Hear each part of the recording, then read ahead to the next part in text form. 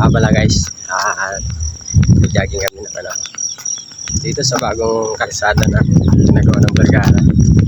Ayan. So ngayon hindi pa po siya na-open, kaya ginawa mo ng joggingan. Napakasarap pala mag-jogging dito.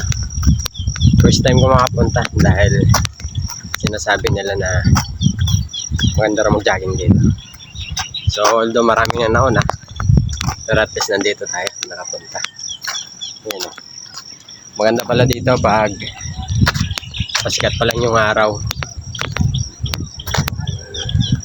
hindi yung kasi tanghali na kami, mga 7 na kami ano pa. So napakaganda guys, napakaliwalas. So hindi pa po siya na-open, bali pwede na siyang daanan pero hindi pa siya in-open. Ayan, kaya ginawa mo ng jogging. Napakaganda pa ng jogging dito. Ayan, good morning po sa inyong lahat mga idol. Dito tayo at nag-jogging tayo.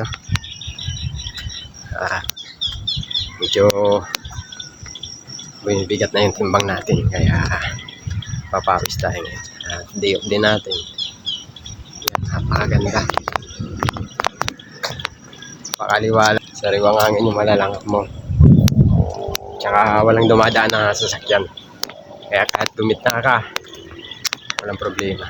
Ayan, napakaganda na pakagawa. Yun na. So ayan, good morning sa inyong lahat mga idol.